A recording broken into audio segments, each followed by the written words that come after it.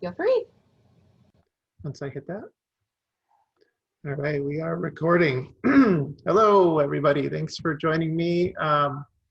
I am coming to you from Minneapolis, where it's a pretty sunny early fall day. Kind of nice out. I don't know how it is where you are, but thanks for joining me on a Friday afternoon for the battle for online privacy. There's me wearing one of my mini face masks. Wisconsin looks the same. Yeah, well, we're right next door. Again, I'm Dan Moriarty. I've been doing web design for 20 plus years, Drupal since the early Drupal 6 days.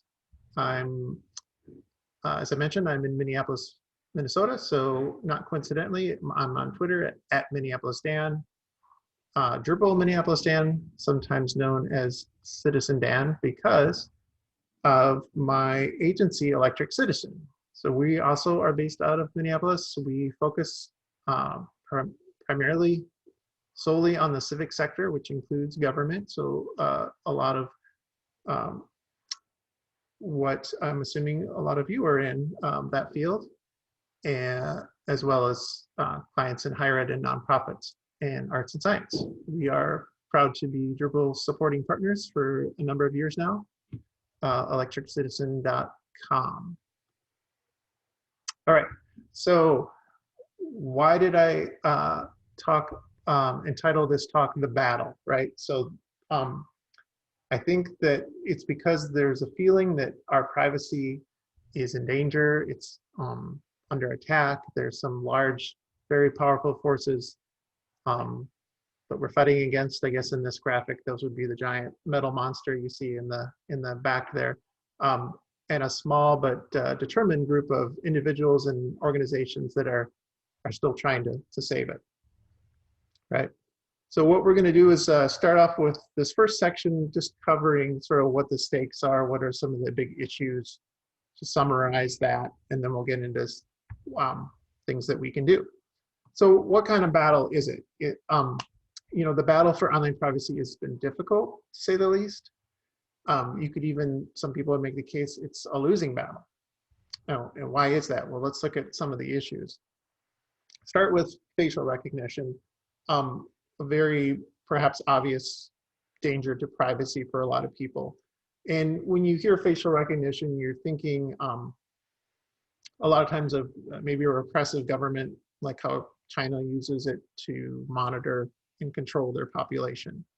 You don't necessarily think of it as something at the Western world, in the US, as something that we need to worry about, and yet it's heavily being vested in by law enforcement, and the technology is being supplied by for-profit companies, and there's very little regulation as far as what they can or cannot do with this data and information. So the dangers of abuse, falling into the wrong hands for stalking, those sort of things are all there, as well as a sort of a proven racial bias that exists today in the facial recognition technology. It's large corporations that have been around for decades, like NEC, supplying this technology to law enforcement. It's small companies that, like Clearview, that's a little C icon there on the screen, that have shown how they can essentially one-man operation can scrape the web and connect faces to social profiles and do whatever they want with it. And it's also something that might be coming to your browser. I've learned that you know, the technology is there, that just through analyzing images that you present on a browser, that can be coming soon. Data breaches. These are the kind of things that affect our privacy, and they happen seemingly on a daily basis. There's some that get the big headlines and some that you don't even necessarily hear about. Some of the ones I've listed here, like the Equifax credit union data breach, the infamous Yahoo email user account breach, the perhaps more infamous Cambridge Analytica Facebook data breach. So why do these happen? And Obviously, for one, it's because there's determined hackers on the criminal side or spies from different governments. It's also a security issue, but a third issue, and something that we can do something about, perhaps, is this idea of not having so much of our personal data collected and just sitting on servers where someone could be breaching that. We'll talk about that in a bit. Of course, it's not just malicious hackers. It's a big part of our economy, right? Buying and selling private data, and some of it's arguably legitimate uses, like I want to buy a house, so the bank wants to know if I'm creditworthy. That seems reasonable. But others, the amount of information being collected and traded is such that it could be used to, say, target illegal immigration. It could be used by abusers, stalkers, doctors. It could be used to influence your vote. It could be used to influence racial or income-based discrimination. So there's a whole wide world of potential abuse. And just like with facial recognition, this is a very little regulation as far as what people can do with this information in our country, but there's billions of dollars at stake and some very well-known corporations involved in this. All right, but it's not just companies, it's things. It's the Internet of Things. It's anything smart. When you hear the word smart, that's great, but just remember that smart almost always means it can track you. And so in some of these examples here, we've got like your Nest thermostat reporting back to Google when you're at home, when you're moving about the place. Things like Ring, everybody in my neighborhood's getting these. You know, that's collecting information. It may be legitimate, trying to help solve a crime, or it might just be someone determines that this person walking through the neighborhood is suspicious and therefore needs to be reported, you know, and police can access this information with a warrant from Amazon. You don't even have to necessarily agree to share this information with them. So there's a, you know, it's just part of this surveillance. You know, things like Sonos tracking what you listen to. I find Roku an interesting one. That's a company that I've used for years. It's, you know, it's telling to know that you know, they're not considering themselves a streaming service or a technology company. Their number one pitch is that we are an advertising company, and that's because they collect so much data on what we're watching, what we're how we're spending our time, what we're interested in, and building profiles, and then selling that or advertising to us. Car companies also starting to get into the act with, you know, potentially tracking where you go and building profiles from that. It's also a lot of us here, the websites we build, the data we manage, the products we sell, tracking scripts that we might implement or be part of on our website. So we're, you know, all of us that work in the web kind of help feed this dynamic. So one of the more forceful speakers on this topic, sort of defining where we are today, is Shoshana Zubov and her book, The Age of Surveillance Capitalism. It's a pretty dense book. It's really smart. If you don't, you know, I invite you to check it out, or at the very least, listen to her on a podcast, because she's very well spoken on the topic of privacy. What she does is she defines this term surveillance capitalism to describe the era that we're in now. And she starts by saying that, you know, much like in the US in the late 19th century, when there were these robber barons, so-called robber barons, that controlled much of the wealth and power in our country by controlling our raw natural resources. Today, we're seeing the same dynamic, but instead of raw materials like lumber and coal, it's our personal experiences that are being collected, bought and sold, and greatly enriching these surveillance capitalists. And we're giving this data away for free. It's been a really fast rise to a change to how this has happened.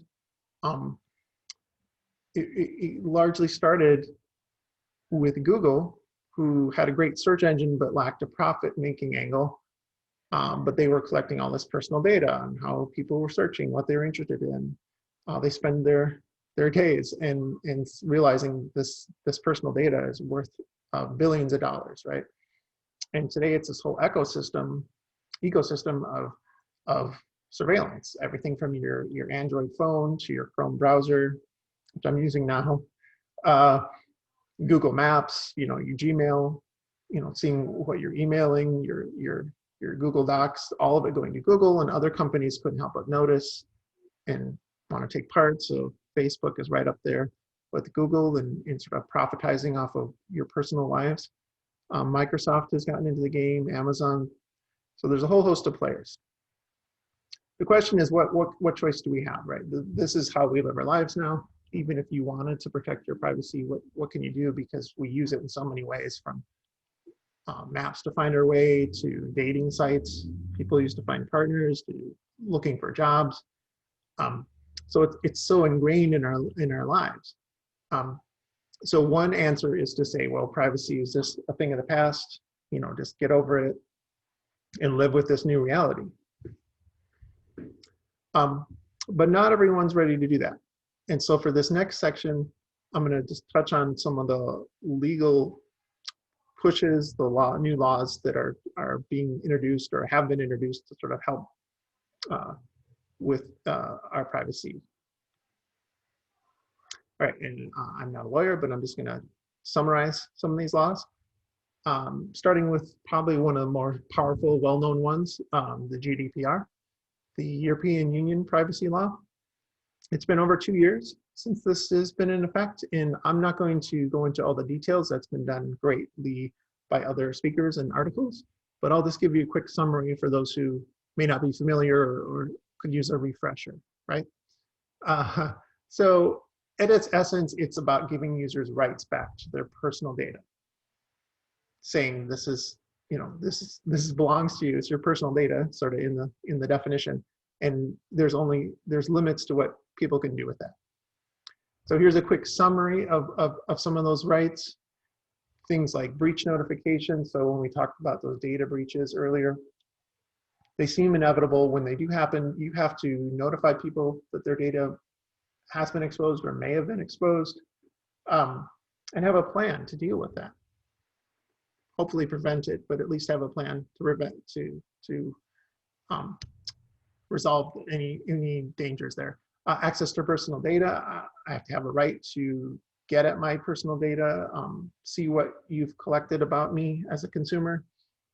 Right to be forgotten, which is a good one. It means I can ask that whatever data you've collected on me, just get rid of it, right? Delete it. Can't keep it indefinitely. Data portability. This means I should be able to take whatever personal data you've collected on me in the past year or years, and take it with me and use it for something else, or just have it, right? And to their credit, Facebook has done a fairly good job of this component. If you've ever tried it, you can download sort of like a little static site of your personal data that they collected over the years, and download that and view it and use it for what have you. Privacy by design, the last one, rather than this current dynamic where everything's opt out of being tracked or surveilled. The new dynamic is, you need to tell me why it's important that I share my personal data. I need to get permission. So it sort of flips that on its head. Quickly, who does the GDPR affect? It's any size organization, from the smallest company to the biggest corporation. It's for-profit, non-profit, doesn't matter. Of course, it's a European law, so it's about European users. So for all of us in the United States, who cares, right? Well, one, we'll see what this law has done to laws in our country, in the US, if that's where you are. But also, when it says serving EU users, that can mean everyone from a European Union citizen who's currently living in the US and browsing your site, to a American citizen living in France, for example, while they're browsing your site. They're both covered. So it can be a little broader than you might think. And so what's happened since this law has taken effect in the past 2+ years? Well, there's been just a ton of fines, right? A big amount. The amount varies whether you're counting some of these cases that are still resolving their way through the courts. But if you count those, we're talking, 500 billion in fines. It was a lot. It's largely been focused on the biggest offenders, biggest corporations, although there have been organizations as small as hospitals, for example, that have been fined. So it does have some greater reach than you might think. It's also led to this renewed or new focus on something called privacy experience, which I'm going to touch on in the next section, best practices.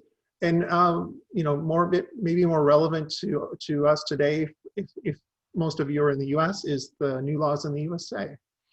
So the Ccpa, the California Consumer Privacy Act. I don't know how familiar you all are with this or any laws with privacy, but I will again give you a summary. This just took effect this year.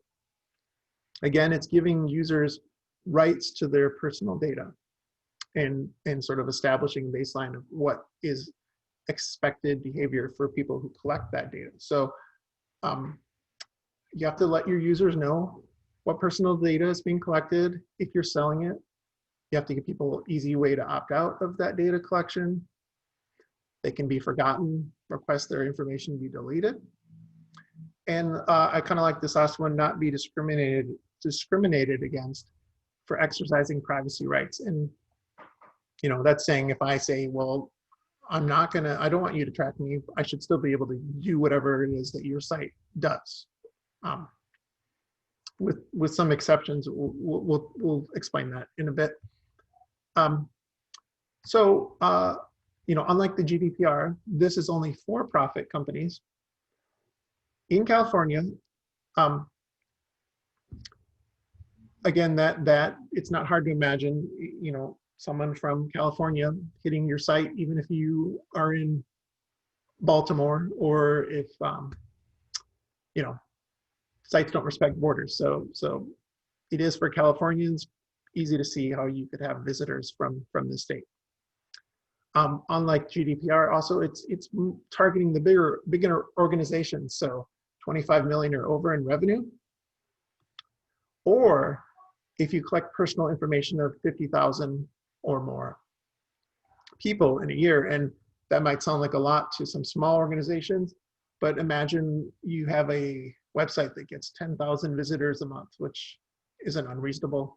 If you're tracking their data, running analytics even, you'll meet that threshold in the year. By the way, I'm gonna try to save some time at the end for questions, but if you wanna Q&A up as I'm talking, feel free. Oh, also, and then this law affects people who earn half or more of the revenue just buying and selling personal data. All right. So, quick summary. Hope you're all doing good, hanging with me here. With the CCPA, meeting the requirements, have reasonable security procedures in place to deal with data breaches, that sort of thing, privacy issues, protecting users' privacy, having mechanisms and plans in place for users to opt out or request their data. That's a big one, asking to be forgotten, and having, updating your privacy policies. Anyone who,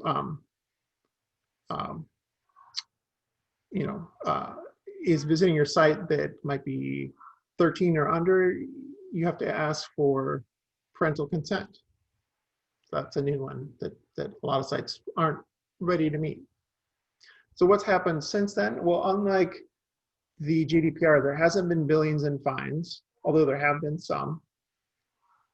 But there have been billions spent, it's just in compliance. And so many companies have been scrambling even now to sort of meet the requirements of this law. Things like, most people built their sites, they didn't have a plan in place before this law to easily let someone delete just their data or request a copy of what you've collected, those sort of things. Updated privacy policies. So if you were like me, you received just a ton of emails at the end of last year, beginning of this year, that said, we've updated our privacy policy, we've updated it, blah, blah, blah. And if you're like me and most people, you don't read these, which is a whole nother privacy issue. But a lot of that came out because of this new law. There's also a new initiative, a new ballot initiative this year. As far as I know, from what I've read, this is on the ballot, that will add additional teeth to this law. So this could be even more privacy expanded soon. But what's even more important or relevant to a lot of you that aren't necessarily in California or can't see a case there is that this is other states too. Some of these have already enacted privacy laws of their own, or they're considering them. Some of these, this is just a short list. But the web doesn't respect borders. So how does this, this could easily turn into a giant mess if every state in the country has their own variations of privacy laws, and you need to comply with all of them. And it seems like the only solution that's coming out of all this is a federal privacy law, right? Something that's going to unify all the states, say this is, just like GDPR did for the European Union, this is our law, privacy law. This isn't being talked about. So it's a problem. I can understand in this current climate with all that's been going on, that's not going to be one of the topics at the presidential debates next week. But at some point, this has got to happen. And it's worth noting, there are other countries besides the US and the EU, right? And they have their own privacy laws. So holy cow, if you got to comply, if you have an international audience, there's Canada, there's Australia, there's Brazil. So there's a whole lot to learn. And so, the feeling is, what can I possibly do? Because, a lot of us working in the web, we've sort of learned our own way, and we don't have training or education around how to comply with this. So obviously there are lawyers that will help with this, but what if you just want to, that doesn't apply to you, or you just want to start doing what you can? So let's look at this next section, which is practices you can start doing today. A term called privacy experience, at least how I've defined it, and some others, PX for short.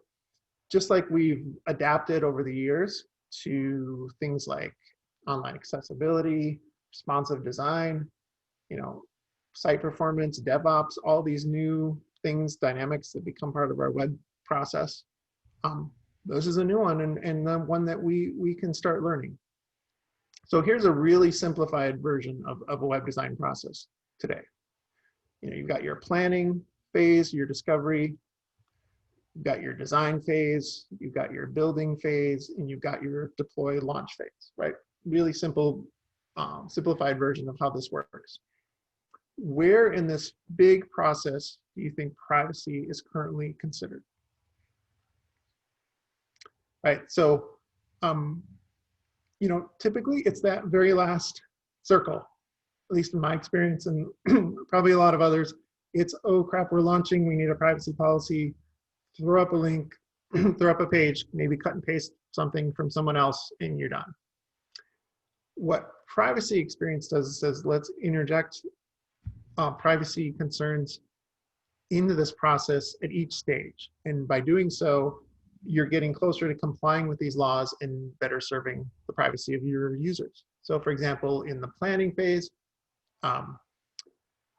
thinking about what data are you collecting, what data do you need to collect, how are we going to make this so users can opt in and out, how are we going to protect personal identifying information, PII, how are we going to make data portable. So there's a lot of strategy and documentation that needs to happen.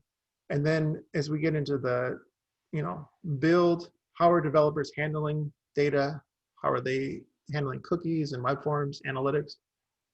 And of course, when you launch, you still need that good privacy policy, but something a little more thought out than a last minute process. Let's see how I'm doing for time. I know we're on a tight schedule. All right, I'm okay. So PX, just another good thing to know. Of course, this is something that you need to start budgeting for. Maybe like accessibility, you know, with my agency, that was originally looking at additional costs, but now it's such part of our process. It's not so much a cost in our build. It is for testing and verification, but so it can sort of, it is going to add some time, but hopefully, you know, as it becomes part of your process, it just gets a little more efficient in just how you do things. Considering, you know, really focusing on protecting personal identifying information, or PII, that term comes up a lot. So just really quickly to explain, what is personal identifying information that you need to be concerned about.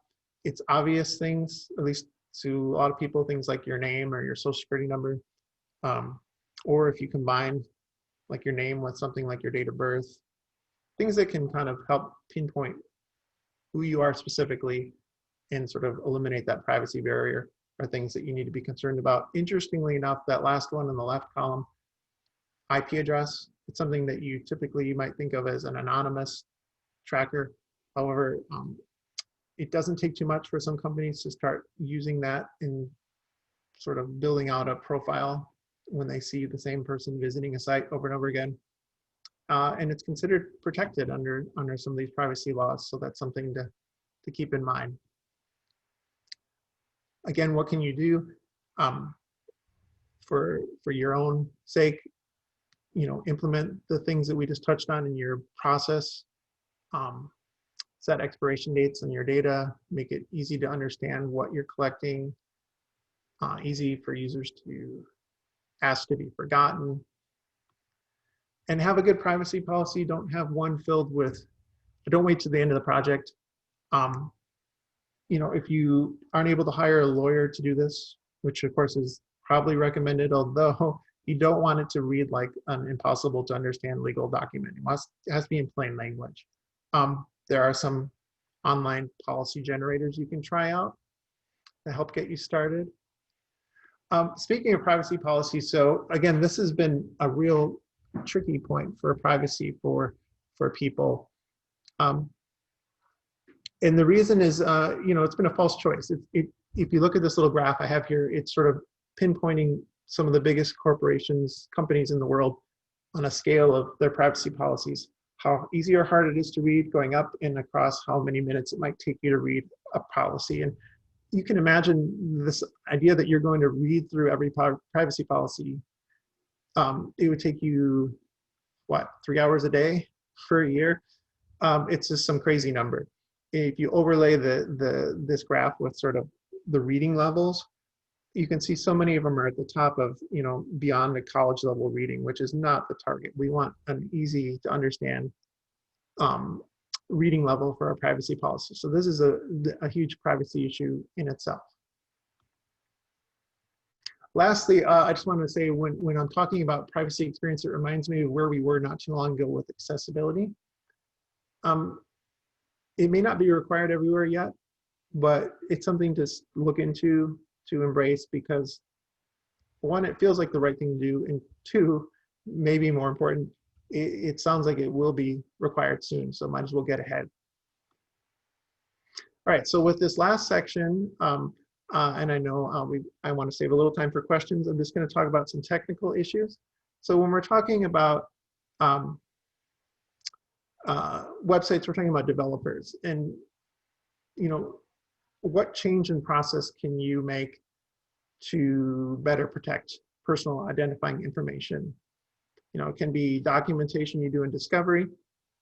It can also be just in your process of working. So if you're like my agency, Electric Citizen, you know, your developers do the work locally. They pull down a copy of the site, they work on their information, their tasks, and then they merge and push their changes up back to the server. As they're doing that, you know, you maybe ask yourself, what personal identifying information am I pulling down in my local machine? Do I need that to do my work? You know, almost always the answer is no. You could go through the extra step of maybe replacing the personal information with using a tool like Faker, just to substitute fake data, get your functionality in there and push it back up, right? How often are you purging data that's on the server? Does it need to be there forever when you've collected it for user accounts? If you're in content marketing side, ask yourself, what data are you collecting? Do you need everything that you're collecting? The dynamic of let's just collect everything and then we'll sort out later what is useful. It just exposes too much risk. So limit it. When we're talking privacy, a lot of times we're talking about cookies, right? The countless banners that have been introduced since GDPR went into effect, you don't see this everywhere, but you go to a site and it says, hey, this site uses cookies. It's good. It's a good start. It's telling you something's being tracked. Unfortunately, the dynamic that's not really compliant. It's just saying there's a single button that says we use cookies, and you have one option, accept, right? The way the law is supposed to work is you're supposed to say, give people the option. I can choose to accept this, or I can say no. Either way, I should still be able to browse your site. So that's something that I think a lot of us need to work on. Let's skip ahead here. So the Drupal community has this great module, EU cookie compliance. This little screenshot, it was just me playing around with sort of a newer version of the module. What lets you not only have that accept button, but lets users manage their preferences and sort of determine on a category what cookies they want to accept and don't, because there are things called essential cookies, things like that track whether you're logged in or not, or have a shopping cart. It doesn't do any good to opt out of that because then the site would break. So that's accepted as essential. But then there's things like analytics. It's helpful to the organization, which in turn could be helpful to you, the user, but you give people the choice. And then marketing, again, could end up being helpful to the user in the end, but let them know and let them make the choice, make the case why they should accept, your advertising cookies. I should add, there's third-party tools. I've used things like, what was the one? CookieBot. I use that on a site. Makes it really easy to get the features in place quickly. I really liked how this sort of user experience works. This is through a third-party service called OneTrust, where not only does it give you a chance to customize how you want to use cookies on the site, but it sort of explains, here's the different categories, here's why we use them, and then letting the user decide, respecting their privacy. Site analytics. Almost everyone uses Google Analytics, right? Do they collect personal identifying information? Well, the law would say yes. They store IP addresses, although if you have an analytics account, you don't see them, but they are storing them by default. So therefore, you need to let your users know this is happening. It's also important, well, you can go into Google Analytics now and say, don't do this. Don't even track the IP addresses at all on your end. It'll affect your results slightly, but it is still a viable option. Or you could, try an open source tool like Matomo, and then no one's collecting the data but yourself. Right, I'm gonna go a little quickly here. So online forms, web forms, if we're Drupal users, we're all using web forms. What data are you collecting? Usually the default is, you collect this information and it just stays on the server forever. Maybe it doesn't. Maybe that's exposing data that doesn't need to be there. Could you write a cron or a script that periodically deletes what's in there, or just manually do it yourself? Ask yourself again, what's the minimum amount of information I need to collect from users with these forms, registration forms, whatever you're using it for. Limit your exposure of you and for the user. Third-party scripts, when you were talking Drupal 8, Drupal 9, we're running things like NPM and Composer, and if you're a developer, you've done this, or a themer developing in Sass, you've seen these giant lists of files, dependent files that get loaded with each Drupal install. Hundreds of third-party libraries and scripts. Who's tracking the privacy of all these? GitHub has some security alerts, but it's really sort of the Wild West. So I'm not saying I have a solution there, but just be aware that that's another potential danger. Things like social sharing widgets. So a little, you bring a blog and it says, share this to Facebook, share this to Twitter. And those are provided a lot of times by third parties, like add this or share this. Very useful, but again, did you know that just by loading that blog post in your browser, I don't have to click those buttons and they're already tracking me with third-party cookies, tracking me on the site as I leave the site. I never agreed to that. So what can you do? Well, one, you can let your users know this is happening, privacy policies, but two, you could write your own little script and just have the social sharing widgets there, but not tracking, or at least not activated until you choose to click them, right? So it's a bare minimum, but it's something you can do. And same goes with things like embedded YouTube players. Same thing. Once the page loads, Google, YouTube, they're already tracking you. You don't have to click to play the video. You don't necessarily agree to that, right? So what can you do? Well, you could just show a still of the video at least, and not, enable the tracking until someone clicks through, chooses to watch the video. At least you're making the privacy a little more secure. Lastly, I just want to say, be privacy smart and know that encryption is your #1 tool. Encryption of data is really the #1 thing we have to protect privacy. And there's people trying to undo that. The Earn It legislation, I'll just say quickly, look into it. It's trying to use something called the 230 exemption. I don't have time to get into that, but basically forcing companies like Twitter, Apple, Facebook to give the government backdoors to their encryption data, or else they're going to take away this liability protection. Support organizations like DuckDuckGo, who makes a very robust search engine alternative to Google. It's not as good, but it's pretty darn good. Browsers like Firefox, advocacy organizations like the EFF or ACLU, doing great work. You can help support their work on behalf of privacy, or just learn what they're teaching us about privacy. And Drupal specific, the GDPR compliance team has done a great job listing a number of Drupal privacy related modules, which I have here. I already touched on the cookie compliance, things like cryptolog, IP anonymize, just getting rid of the IP tracking on your website. Things like Faker, working with that library to replace personal data with fake data. There's a core privacy initiative, which is just in its infancy for Drupal, but it's something that if you're really into privacy, you want to help, it's something to look into. All right, so final takeaways here today. Does privacy still matter? I hope so. I think one of the key points I want to make is just, it feels hopeless or inevitable. Just try to avoid getting numb to the whole thing. Do your best to understand these new laws and start following some of these best practices, and realizing that all of us have a role to play.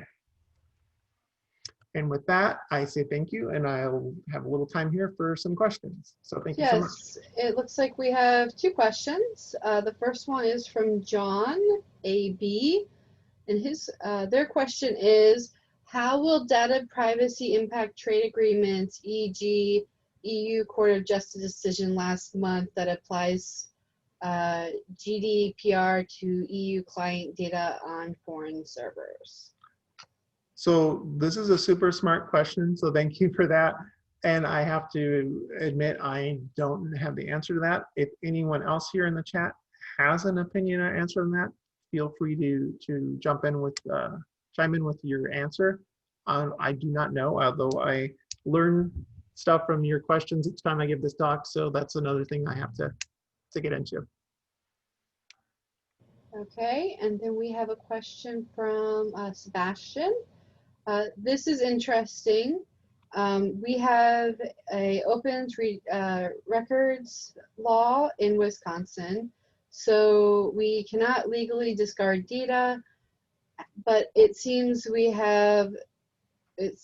may not be able to collect this data as well. Have you run into this? And Sebastian, if I messed up your question, feel free to unmute. I think I understand the question. You know, you have open records law, which means you're saving the data so people can later go back and access it. But then these greater privacy laws where say you're not able to collect the data.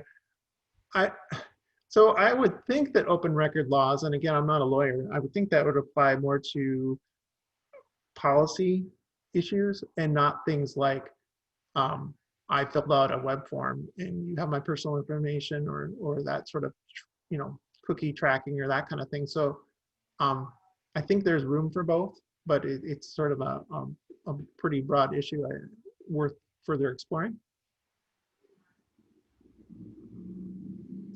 And it looks like someone made a comment about the web form clear module will let you schedule when web form submissions are automatically deleted. That's great. I had looked for something like that a while back and I didn't know that existed. So I appreciate that, Simon. I know that some people had talked about, you know, writing cron related scripts to do this for you automatically. I know for myself, you know, it's a fairly manageable manual process for some organizations, not for all, to just go in and periodically wipe out that form on your server. So that's another option, a low-tech option. Cool, thanks. And I actually have a question. One thing that I didn't notice in your presentation was business identifiable information, or BII. Any thoughts on that with data tracking while we still have a few minutes left? Everything that I've been focused on and been reading have been all about personal identifying information. So I'm curious, from your question, what would be what would be an example of how that would? Sure. So from personal experience at various agencies, contractor and federal, for example, Google Analytics, if you make a free Google Analytics account, your data gets scraped, which is potentially BII, whereas if you have a paid G Suite account, they don't scrape your data that you collect. So that's just Fascinating. Again, you know, the questions always, I feel like I know so much, and then the questions come in and I feel like an ignorant person, but I just don't have the data for that. Cool. Well, just thought that was cool. So are there any other questions? Looks like we've... So Sebastian asked, the artist for all my images. I wish it was me or something cool, but the truth is it's just iStock. I was looking at sci-fi vintage related stuff. I don't know, somehow I was connecting it to privacy.